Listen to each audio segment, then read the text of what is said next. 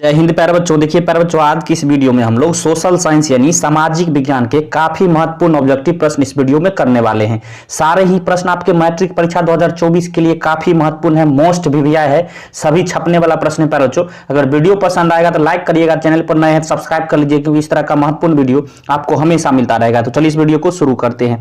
देखिए प्यारे बच्चों, सबसे पहला प्रश्न है, भारत में किस प्रकार की कृषि की प्रधानता है। प्यारे बच्चों, बहुत ही जबरदस्त प्रश्न है, तो याद रखिएगा भारत में जो है आपको किस प्रकार की जीवन कृषि जो है प्रधानता है, तो जीवन निर्वाहक कृषि, ऑप्शन ए बिल्कुल से हो जाएगा, याद रखिएगा। चलिए चलते हैं अगले प्रश्न की ओर। प्रश्न 2 को पढ़िए, क्या रहा है, कह रहा है कि इनमें सत्ता की साझेदारी का एक सही लाभ क्या है। पर बच्चों याद रखिएगा, सत्ता की साझेदारी का एक सही लाभ क्या हो जाएगा, तो सही आंसर इसका क्या हो जाएगा, तो समुदायों के मध्य टकराव में कमी, ऑप्शन सी सही हो जाएगा, याद रखिएगा। चलिए चलते हैं अगले प्रश्न की ओर। प्रश्न 3 को पढ़िए, कह रहा है कि नगर निगम के मुख्य प्रशासक को कहा जाता है।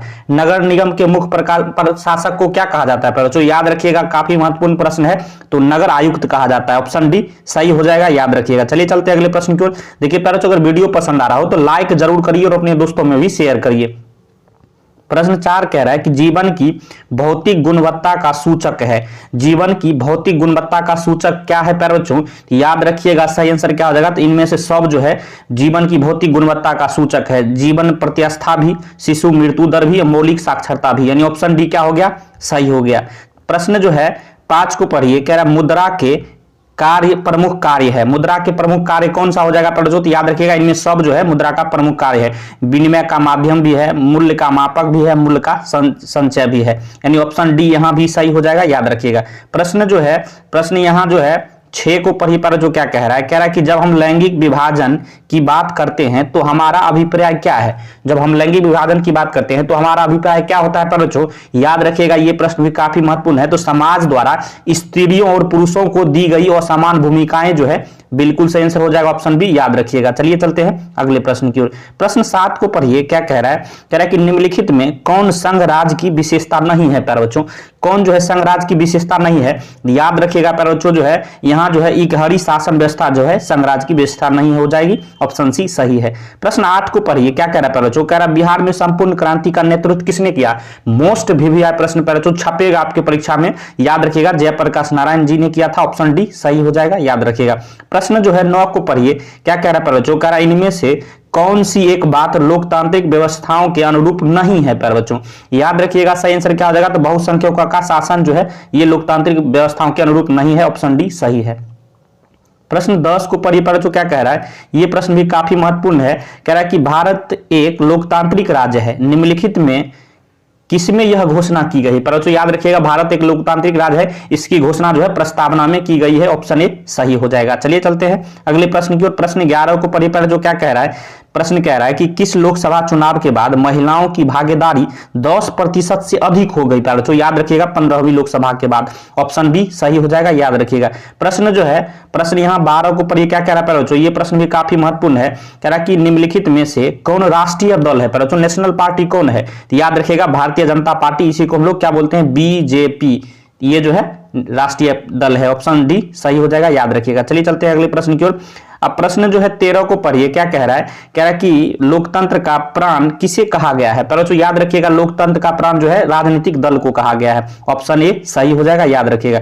प्रश्न 14 को पढ़िए, क्या कह रहा है, ये प्रश्न भी काफी महत्वपूर्ण है, कह रहा है कि भारत में संघ एवं राज्यों के बीच अधिकारों का विभाजन कितनी सूचियों में हुआ है, तो याद रखिएगा प्यारे बच्चों 3 सूचियों में हुआ है, ऑप्शन ए सही हो जाएगा, याद रखिएगा। चलिए चलते हैं अगले प्रश्न की ओर। प्रश्न 15 को पढ़िए, क्या कह रहा है बच्चों, कह रहा है कि निम्नलिखित में कौन लोकतंत्र में रंग भेद के विरोधी नहीं थे बच्चों, तो जेड गुडी नहीं थे, ऑप्शन डी सही हो जाएगा, काफी महत्वपूर्ण प्रश्न है, याद रखिएगा।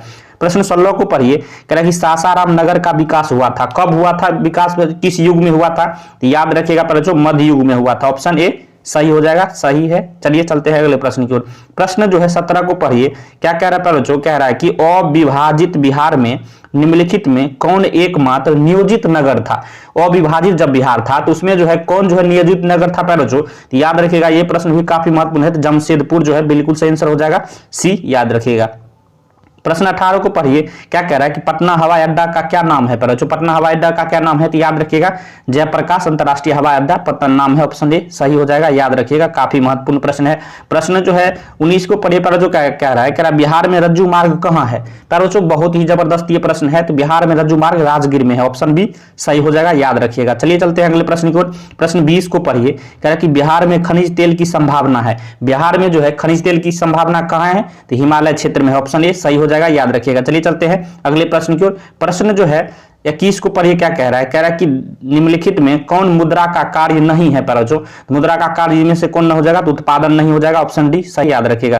प्रश्न 22 को पढ़िए, कह रहा है कि भारत का केंद्रीय बैंक कौन है। पर जो याद रखिएगा भारत का जो है केंद्रीय bank reserve bank of India है, इसी को शॉर्ट फॉर्म में क्या हम लोग बोलते हैं, आरबीआई, याद रखिएगा, ऑप्शन ए सही है। प्रश्न जो है 23 को पढ़िए, क्या कह रहा है, कह रहा है ऊर्जा का मुख्य स्रोत क्या है। ऊर्जा का मुख्य स्रोत क्या हो जाएगा परचो, तो इनमें से सब जो है ऊर्जा का मुख्य स्रोत हो जाएगा, कोयला भी हो जाएगा, पेट्रोलियम भी हो जाएगा और विद्युत भी हो जाएगा, यानी ऑप्शन डी सही हो जाएगा, याद रखिएगा। चलिए चलते हैं अगले प्रश्न की ओर। प्रश्न 24 को पढ़िए, आर्थिक विकास संबंधित है। आर्थिक विकास जो है किससे संबंधित है परचो, तो याद रखिएगा ऑप्शन सी बिल्कुल से आंसर हो जाएगा, ए और बी से, परिणात्मक परिवर्तन से भी और गुणात्मक परिवर्तन से भी, ऑप्शन सी सही है, याद रखिएगा। चलिए चलते हैं अगले प्रश्न की ओर। प्रश्न जो है 25 को पढ़िए, क्या कह रहा है परचो, कह रहा है निम्नलिखित में किसे बाढ़ से सबसे अधिक हानि होती है। परचो बाढ़ से जो है किसे सबसे अधिक हानि होती है, तो याद रखिएगा फसल का भी हानि होती है, पशुओं को भी, भवनों का भी, यानी ऑप्शन डी सही हो जाएगा। चलिए चलते हैं अगले प्रश्न की ओर। प्रश्न जो है 26 को पढ़िए, क्या कह रहा है, कह रहा है कि सामान्य संचार व्यवस्था के बाधित होने का मुख्य कारण है। संचार व्यवस्था के बाधित होने का मुख्य कारण क्या है परचो, याद रखिएगा केबल का टूटना, ये सही आंसर हो जाएगा, ऑप्शन ए, याद रखिएगा, काफी महत्वपूर्ण प्रश्न है। प्रश्न 27 को पढ़िए, क्या कर रहा है, आग से जलने की स्थिति में किस प्राथमिक उपचार की आवश्यकता है। प्राथमिक उपचार मतलब पहला उपचार क्या आप कर सकते हैं, तो याद रखिएगा ठंडा पानी डालना चाहिए वहां, ऑप्शन ए सही हो जाएगा। चलिए चलते हैं अगले प्रश्न की ओर। प्रश्न जो है 28 को पढ़िए, क्या कह रहा है, कह रहा है भूकंप केंद्र के ऊर्ध्वाधर पृथ्वी पर स्थित केंद्र को कहा जाता है। क्या कहा जाता है परजो, तो याद रखिएगा अधिक केंद्र कहा जाता है, ऑप्शन बी सही हो जाएगा, याद रखिएगा, काफी महत्वपूर्ण प्रश्न है। प्रश्न 29 को पढ़िए, क्या कह रहा है परजो, प्रश्न 29 कह रहा है मजदूर दिवस कब मनाया जाता है। काफी महत्वपूर्ण प्रश्न परजो, छपेगा आपके परीक्षा में, तो मजदूर दिवस जो है 1 मई को मनाया जाता है, यानी ऑप्शन बी सही हो जाएगा, याद रखिएगा। चलिए चलते हैं अगले प्रश्न की ओर। प्रश्न 30 को पढ़िए, क्या कह रहा है, कह रहा है कि परजो कि हिंद चीन पहुंचने वाले प्रथम व्यापारी कौन थे। हिंद चीन पहुंचने वाले प्रथम व्यापारी कौन थे परजो, तो याद रखिएगा पुर्तगाली थे, यानी ऑप्शन सी क्या हो जाएगा, सही हो जाएगा, याद रखिएगा। चलिए देखिए परजो, अगर वीडियो आपको पसंद आया हो तो लाइक जरूर करिए और चैनल पर नए हैं सब्सक्राइब कर लीजिए, क्योंकि इस तरह का महत्वपूर्ण वीडियो आपको हमेशा मिलता रहे। वीडियो के लिए धन्यवाद, मिलते हैं नेक्स्ट वीडियो में, तब तक के लिए जय हिंद, जय भारत।